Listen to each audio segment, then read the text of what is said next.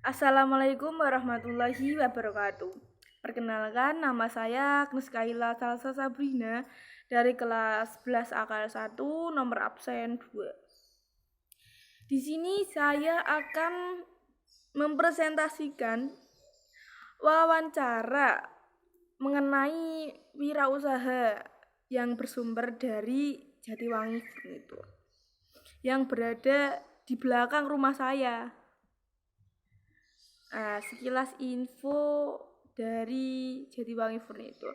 Jatiwangi Furnitur dibangun oleh Haji Supriyanto pada tahun 2013 silam, yang awalnya hanya sebuah gubuk di salah satu tanah milik orang. Beliau mempunyai kegigihan dalam mengembangkan usahanya hingga mempunyai omset tetap 500 juta per bulannya. Beliau dibantu oleh 3 orang dalam mengembangkan ide-ide usahanya. 1 orang di bagian sekretaris, 1 orang di bagian manajemen, dan 1 orang di bagian developer. Dan mempunyai karyawan tetap sekitar 45 orang, sedangkan 30 orang karyawan panggilan. Nah, berikut adalah gambar yang membuktikan bahwa saya telah melakukan wawancara tersebut.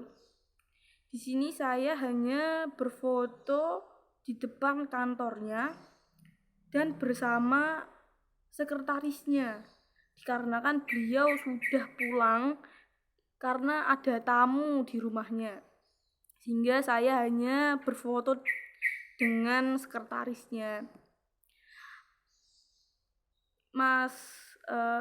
Kita masuk ke pertanyaan-pertanyaan yang saya tanyakan tentang wirausaha yang bersumber dari Jatiwangi Furnitur.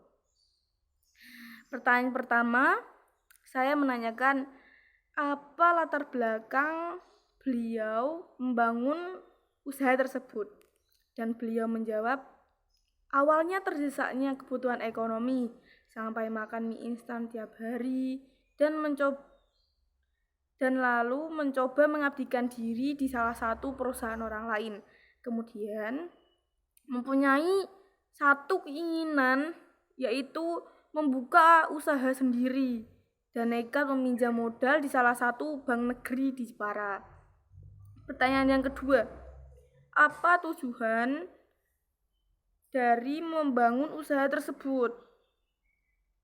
Beliau menjawab, awalnya untuk memenuhi kebutuhan ekonomi keluarga, namun sekarang berubah untuk meningkatkan kualitas dalam wirausaha atau mengembangkan usaha lebih besar lagi, atau mungkin membuka cabang baru di luar kota. Pertanyaan yang ketiga, berapa sih modal awal dalam membentuk usaha dan berapa omset tertinggi yang pernah dicapai? Dan beliau menjawab, modal pertama senilai kurang lebih 100 juta dan meminjam di salah satu bank negeri yang ada di Jepara, yaitu BRI. Dan untuk omset tertinggi yang pernah dicapai menembus lebih dari 1 miliar per bulannya. Namun, dikarenakan pandemi, menurunkan banyak konsumen dari luar negeri yang memesan barang, sehingga menurunkan drastis omset per bulannya. Pertanyaan yang keempat, resiko yang pernah diambil dalam menjalankan usaha. Beliau menjawab, pernah mengalami beberapa kejadian resikonya sangat tinggi bila gagal. Di antaranya, 1. Nekat meminjam modal senilai 100 juta dengan jaminan rumah, sertifikat motor, dan sertifikat tanah. Yang kedua, memperkerjakan karyawan tanpa digaji selama 2 minggu demi mencukupkan modal pesanan. Karena sistem pesanan yang ada dahulu adalah DP dulu, barang antar, baru pelunasan. Dan untungnya karyawan yang dipekerjakan dahulu masih termasuk kerabat dekatnya, sehingga hanya dibayar uang makannya saja.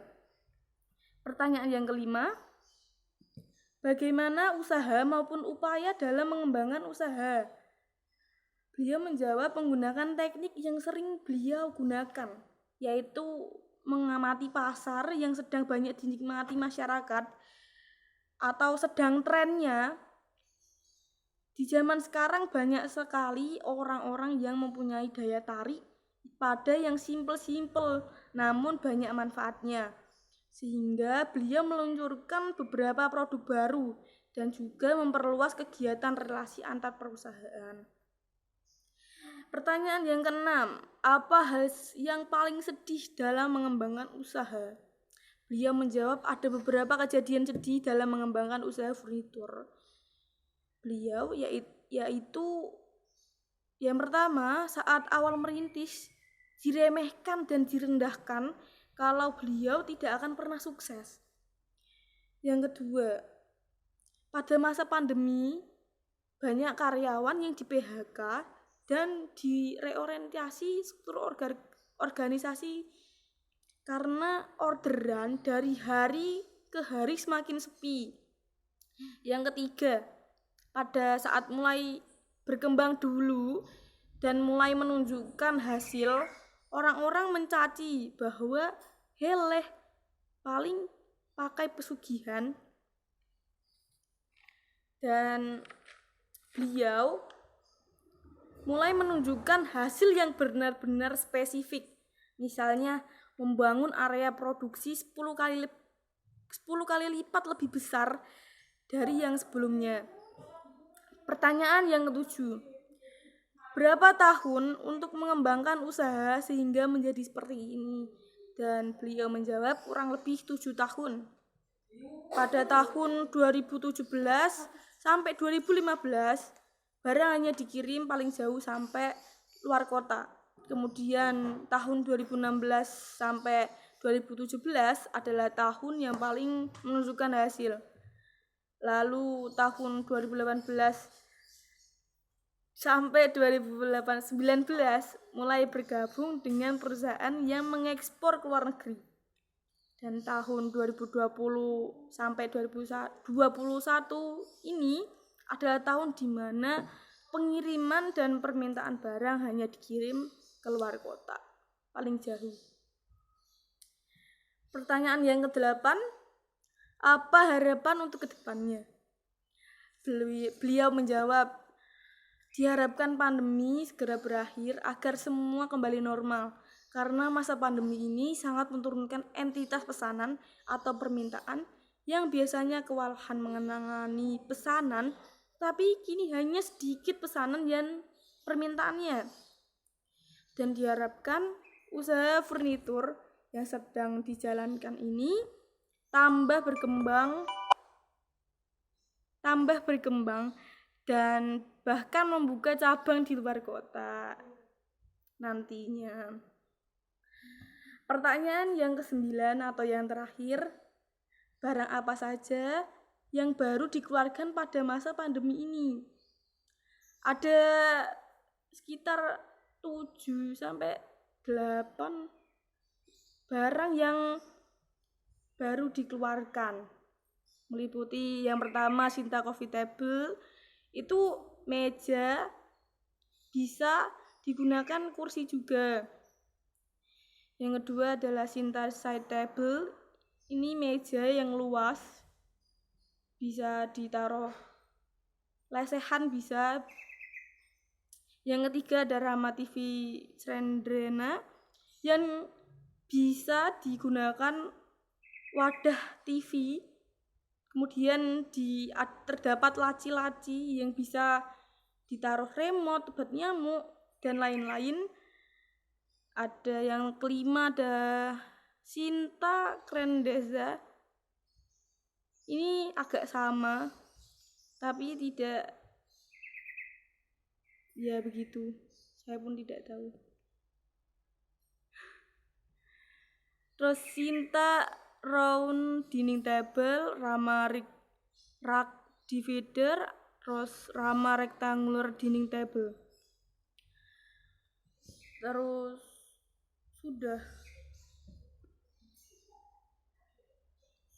Sekian presentasi yang saya sampaikan. Terima kasih. Wassalamualaikum warahmatullahi wabarakatuh.